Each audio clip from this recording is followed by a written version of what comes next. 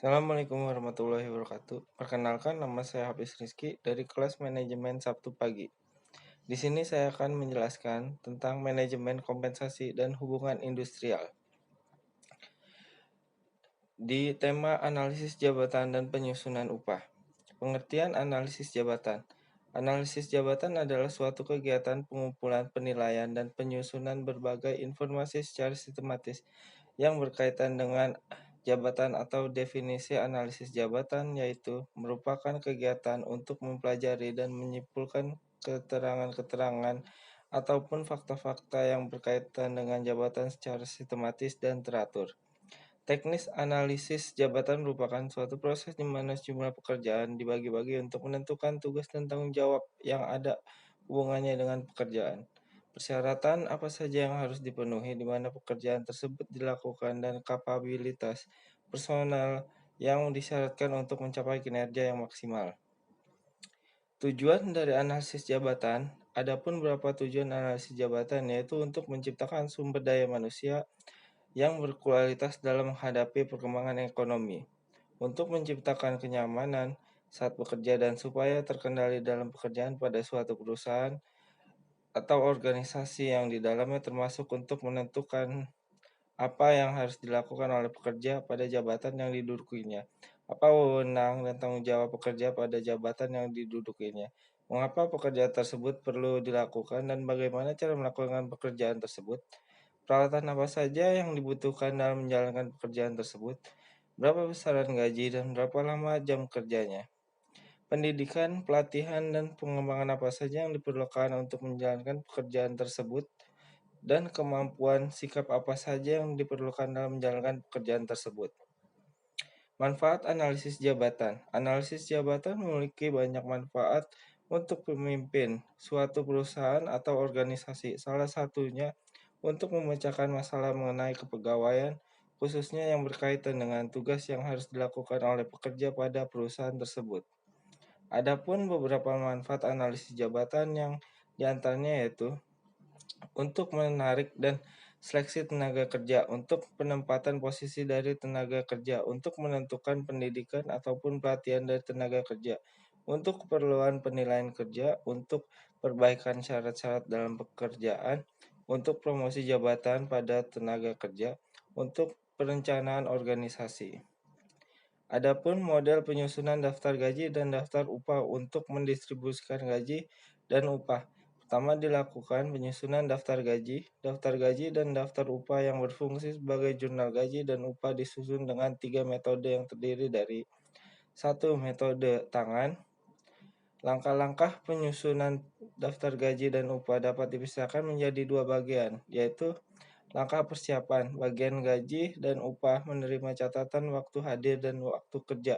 Kemudian catatan waktu hadir digunakan untuk besaran untuk menyusun daftar gaji dan upah. Langkah penyusunan bagian gaji dan upah mencatat nama karyawan dan jam kerja.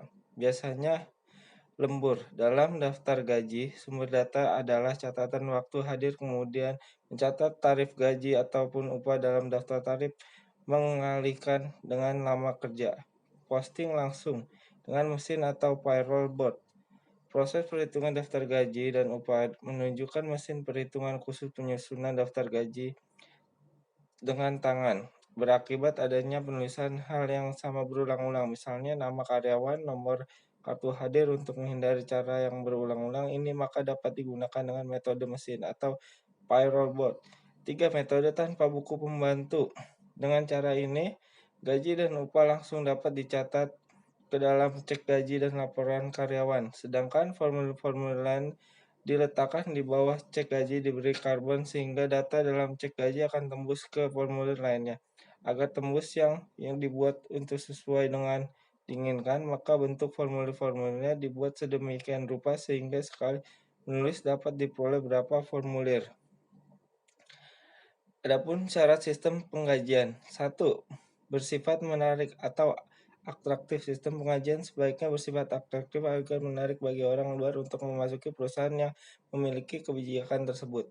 2. Bersifat kompetitif. Sistem penggajian juga harus bersifat kompetitif agar tidak bersaing dengan perusahaan sejenis atau perusahaan lainnya yang berada di dalam lingkungannya. 3. Harus dirasakan adil. Sistem penggajian harus dapat dirasakan adil bagi semua karyawan, di mana pekerjaan yang berat memang menerima imbalan yang dibandingkan dengan pekerjaan lainnya. Bersifat motivasi. Sistem penggajian harus bersifat motivasi agar karyawan merasa adanya suatu rangsangan untuk memacu prestasi kerjanya karena adanya nilai imbalan yang sesuai. Langkah-langkah penyusunan sistem penggajian. Analisis jabatan adalah suatu proses yang sistematis untuk memperoleh data informasi yang dapat mengenali hakikat dari suatu jabatan dan kondisi-kondisinya.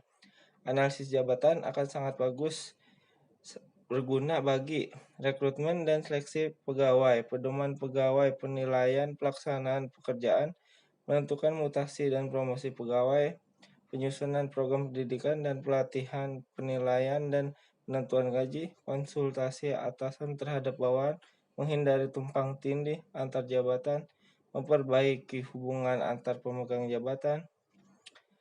2. Uraian jabatan adalah mengendarai jabatan yang semua unsur-unsur tugas, tanggung jawab, wewenang, serta hubungan antar jabatan horizontal maupun vertikal. Uraian jabatan ini berfungsi sebagai pedoman kerja bagi pemegang jabatan, dasar untuk penilaian hasil kerja karyawan. Uraian jabatan baik harus memenuhi format, identifikasi jabatan, posisi jabatan dalam organisasi, fungsi jabatan, tugas-tugas tanggung jawab, hubungan antar jabatan, kondisi-kondisi lingkungan. Suatu uraian jabatan harus bersifat menyeluruh, terbagi habis, tidak tumpang tindih. 3. Persyaratan jabatan adalah kemampuan yang dipersyaratkan kepada seorang pegawai agar dapat melakukan tujuan-tujuan dalam jabatannya. Kegunaan dari persyaratan jabatan ini adalah sebagai pedoman untuk rekrutmen dan seleksi, sebagai penilaian jabatan dan penentuan gaji. Penyusunan program pelatihan. 4.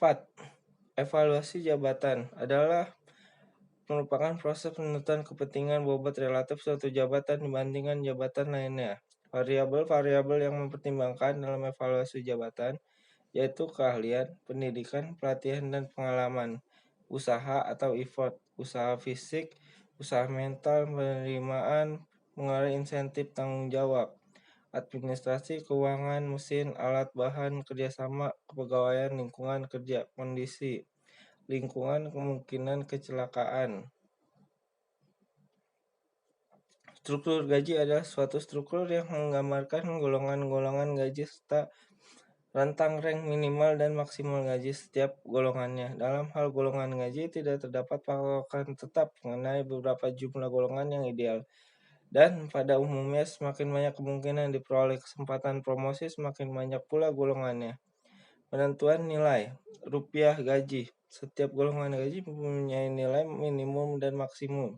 Rentang minimum dan maksimum setiap golongan gaji ditentukan berdasarkan titik tengah midpoint tiap golongan. Karena titik tengah golongan gaji semakin besar, maka nilai rank gaji dalam rupiah semakin besar pula. Sekian dari presentasi saya. Jika ada kesalahan kata, mohon dimaafkan. Dan jika ada yang bisa dikoreksi, minta tolong untuk dikoreksi. Sekian, terima kasih. Wassalamualaikum warahmatullahi wabarakatuh.